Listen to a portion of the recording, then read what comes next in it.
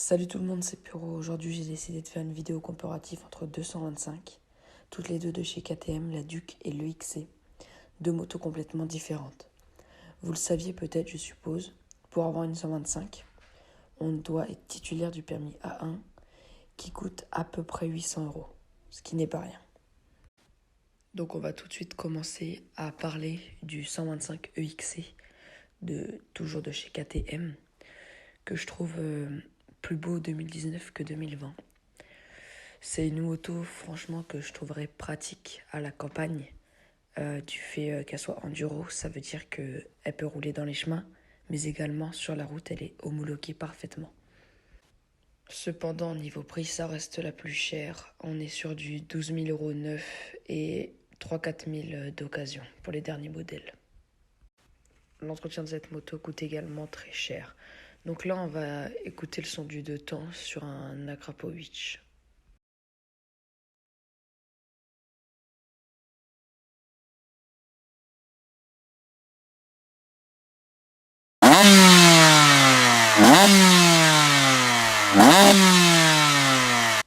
Je trouve sincèrement le son meilleur d'un 4 temps que celui d'un 2 temps. Celui d'un 2 temps, j'aime pas spécialement, c'est pas top. On va passer maintenant aux avantages et défauts du 125 EXC et après on enchaînera sur quelques caractéristiques mécaniques, techniques. Donc les défauts, pour moi franchement je trouve que le bruit c'est un défaut. J'aime pas du tout. Le réservoir est vraiment petit, il contient 9,5 litres. Donc c'est vraiment pas top. On fait à peu près 130 km avec ça. L'entretien, il y a beaucoup d'entretien à faire. Toutes les 16 heures il me semble, faut changer. Enfin, c'est vraiment de l'entretien. On a un mélange à faire soi-même. Donc tout le temps avoir de l'huile dans le sac en fait quand on fait le plein. Mettre de l'huile après avoir mis l'essence. Bon, après, les avantages que je trouve très forts, c'est au niveau de la puissance. La 125 EXC, elle développe 40 chevaux pour 94 kg. Elle fait du coup le 0 à 100 en 7 secondes. Aussi, comme un avantage que je trouve bien, c'est vraiment de pouvoir rouler dans les chemins. Enfin, il n'y a pas de souci à se faire avec ça. C'est une enduro. J'ai également oublié de préciser que 12 000 €, c'était pour la développer en fait en super motarde. Après, la 2019 coûte 7 395 € neuf. Donc la catégorie c'est un tout-terrain de chez KTM. C'est un monocylindre de temps, refroidissement par eau, admission par clapet. Donc en cylindre on est sur du 124,8 cm3. La puissance on est sur du 14,9 kW pour les dernières là. On a une mise en route au kick. L'alimentation par carburateur. Voilà. Suspension avant, c'est une fourche hydraulique inversée de débattement 300 mm, alors que celle de l'arrière, elle est mono-amortisseur réglable, qui a un débattement de 335 mm. Donc niveau frein, à l'avant, on a un disque de 260 mm de diamètre, et à l'arrière, 220 mm de diamètre. Donc le pneu, comme je l'ai dit, c'est du 90 à l'avant et 120 à l'arrière. La hauteur des selles est de 975 mm. Donc voilà, je suis pas un expert, il se peut que j'ai fait quelques fautes ou quoi. Donc c'est fini pour la 125 EXC. Maintenant on va passer à la 125 Duke.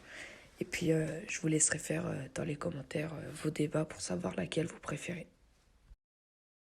On va donc tout de suite écouter le son de la KTM.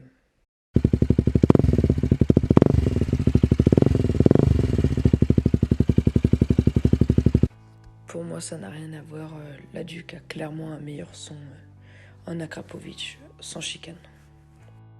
La Duke coûte quant à elle 4 500 € neuve. Donc niveau caractéristiques techniques maintenant pour la Duke. Donc on est sur du 125 cm3 cylindré, puissance de 11 kW. Donc c'est vraiment en fait son plus gros défaut à la Duke, c'est que elle est moins puissante que le XC. En couple on est sur du 12 Nm. Version c'est moteur avec un cylindre et c'est un 4 temps.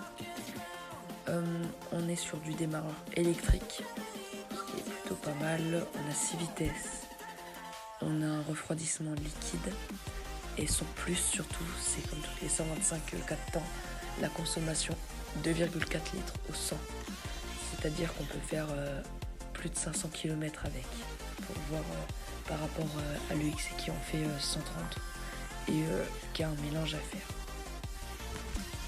Maintenant au niveau du châssis, débattement avant qui est de 142 mm et débattement arrière 150 mm. Le poids de la Duke est de 139 kg, capacité du réservoir environ 13 litres 4 contre 9 litres 5 pour le 125 EXC. La hauteur de selle est de 830 mm. Le diamètre du disque de frein arrière 230 mm et celui de l'avant 300 mm. Le pneu arrière, lui, 170 mm et 150 mm pour le pneu avant. Donc voilà, on est tout de suite plus large. Donc voilà, j'ai dit tout ce que je savais à peu près. Donc en conclusion, moi ce que je conclus, c'est que l'UXC est meilleur en puissance. Forcément, ça n'a rien à voir, c'est beaucoup plus puissant. L'avantage aussi de l'UXC par rapport à la Duke, c'est de pouvoir aller dans les chemins grâce à son système endurant en fait. Par contre, la Duke a aussi ses avantages sur l'UXC. C'est surtout la consommation et le bruit pour moi. Donc je sais pas, c'est compliqué à départager, mais bon. Après le XC coûte, faut pas oublier, un entretien très cher et plus dur à entretenir. Ouais, à vous de faire débat et de me dire lequel est le mieux. Voilà, c'était Puro. La vidéo touche à sa fin. Et puis j'espère que ça vous aura plu, ça change un petit peu. Voilà, bon bah, ciao.